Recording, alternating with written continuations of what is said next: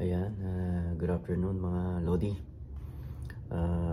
For today, didiscuss natin yung isang tanong na medyo marami ang nalito at tumasa mga kilay. Kasi ang sinasabi ni Robert Kiyosaki, no, yung kilalang author, regarding sa personal finances, sabi niya, ang bahay daw ay isang liability, di ba? So doon medyo maraming nagulo, even me, no, nung una ko siya marinig. Paano naging liability ang isang bahay, di ba? Alam naman natin na tayong mga OFW, isa yan sa mga pinakamimithi natin, no, kaya tayo nag-abroad, is para makapagpatayo ng bahay. Tapos sasabihin ni Robert Kiyosaki na liability lang yun, di ba? Parang may mali. Pero alam nyo guys, meron siyang pinaghuhugutan meron siyang pinanggagalingan bakit ganun ang definition niya sa bahay. Sabi niya kasi, ang definition niya kasi, sabi niya pag sinabi mong asset, sabi niya, dapat may pumapasok na pera. Ayan, positive inflow. Tapos sabi niya, pag liability, palabas yung pera. So, di ba, sabi niya, tapos sinuportahan niya ng mga gastusin sa bahay. So, sabi niya, pag may bahay ka, pag inutang mo, may mortgage ka, so may liability ka. Tapos sabi niya, aside from that, meron kang binabayarang insurance, may mga maintenance ka sa bahay mo. Pero puro palabas, di ba, na pera. Tapos sabi niya, ano pumapasok sa bahay mo pag ginagamit mo yun? Di ba? Kaya sinabi niya na, yung bahay mo, actually liability yan, kasi puro naman palabas ang pera mo pag may bahay ka. Di ba? Which is, kung yung point of view na gano'n is tama nga naman, kasi sabi niya, liability is palabas ang pera. Di ba? Pero sa ating mga OFW, I'm with you. Siyempre, naiintindihan ko kasi isa rin akong OFW, no? At yun nga, alam naman natin na ang bahay is napakahalaga sa atin, di ba? Siguro, i-ano lang natin, i-clarify lang natin ng konti, no? Or medyo busisiin lang natin ng konti. Siguro yung kay Robert Kiyosaki, ang point niya doon is more on personal finance management. Kasi ang gusto niya, pag nag-invest ka or naglabas ka ng pera, dapat may pabalik. So, di ba? Parang may inflow ka, may positive inflow ka. Kung ito linabas mo, dapat mas malaki ang balik sa'yo. So, dahil nga bumili ka ng bahay, nang utang ka, nagbabayad ka ng insurance ng bahay, tapos may mga maintenance ka, so para sa kanya, is liability nga naman. Pero kung titingnan mo talaga siya sa real definition ng asset, no? Sabi ang asset is dapat resources controlled by you. Tapos you're expecting a cash flow in the future, di ba? So kaya dun yung medyo nagkakaroon ng tumatas yung kilay. Sabi niya, pag bumili ako ng house and lot, ang value nito, especially yung lupa niya, hindi pa baba pataas. So, nag-a-appreciate nga naman yung value, di ba? So, titignan natin, okay, pwede nga naman mag-appreciate yung value ng bahay mo dahil dun sa lupa na pinagtayuan mo. Pero alam niyo ba guys, kaya medyo pinagdi-debate din siya. Naalala niyo nung nagkaroon ng housing bubble sa US? Naalala niyo nung sobrang taas ng mga mortgage, di ba? Nung nagtaasan ng price ng bahay. Tapos biglang nagkaroon ng housing bubble.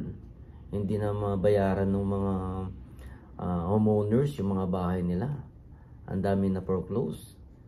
Biglang bagsak ngayon yung bahay, yung price ng bahay.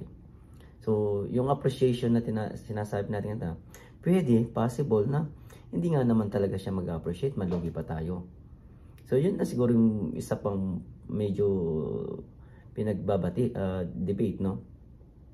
Pag sinasabi niyo yung liability. Pero sa akin, ang pinaka ano ko lang dyan, pinaka siguro may unsolicited advice, no?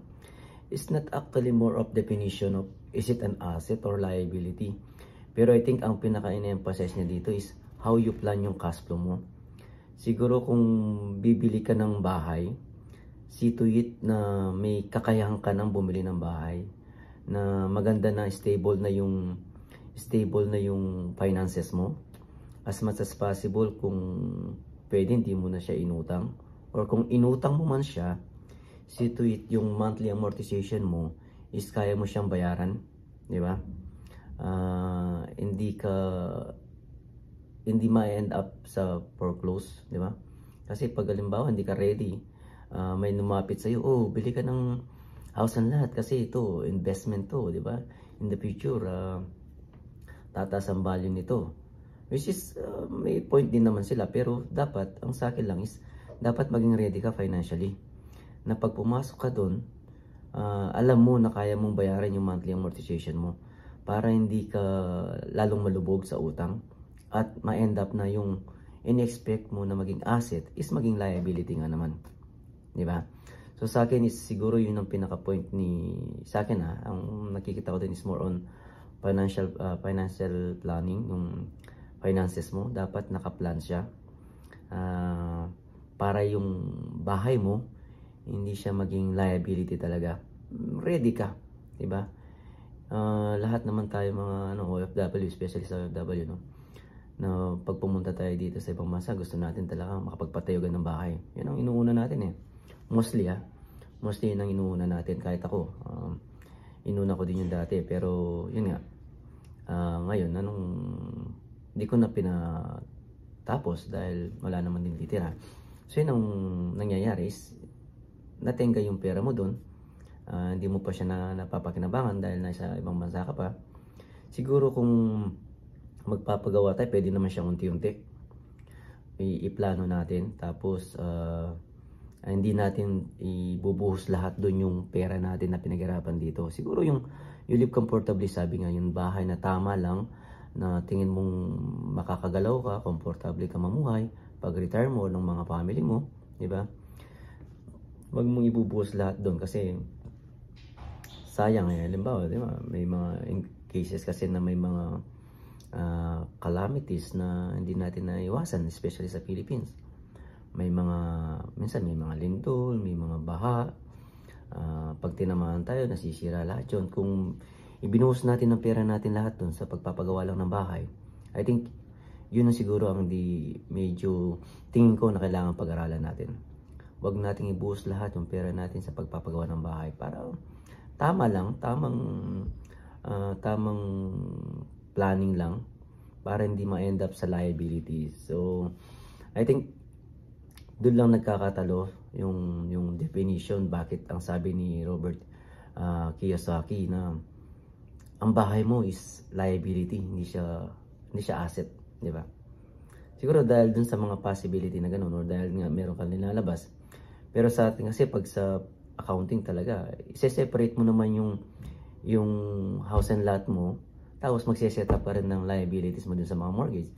Yung mga expenses, may re-reward mo rin pa rin sila. Pero pag gumawa ka ng salian especially sa Philippines, di ba? Ang salian mo, nandun yung house and lot mo. Hindi mo namin lalagay sa liability. So, in real definition talaga, kung titignan mo by the book, hindi siya talaga liability. Pero yung possibility na ma-turn into liability siya, yung sinasabi siguro ni Robert Kiyosaki, na pag yung mortgage mo, hindi mo na talaga nabayaran dahil hindi ka planado, tapos nagbabayad ka ng insurance, nagbabayad ka ng maintenance, di ba? Ibinuhos mo lahat doon. Siguro tas yung potential na sinasabi mo na appreciation, hindi nangyari dahil may mga possible crisis, economic crisis, di ba? Saan na nangyayari. So siguro yung sa akin lang is more on planning, at saka wag nating ibuhos siguro lahat yung pera natin doon. Siguro yun lang ang advice ko, unsolicited advice sa mga kapwa ko OFW. More on planning siya. Yung gastos talaga hindi mo iwasan yun sa bahay pag nagpatayo ka ng bahay. So siguro more on planning. Dapat si is financially stable ka pag nagpagawa ka ng bahay o bumili ka ng bahay, para hindi ma-end up na sa foreclose, mapo-foreclose lang yung bahay. Sayang din naman, di ba? So ayun lang. Good afternoon again, and a blessed Sunday to all of us dito sa Saudi and sa Middle East, and saan ka man naroon, especially sa mga kapwa nating OFW. Okay, thank you.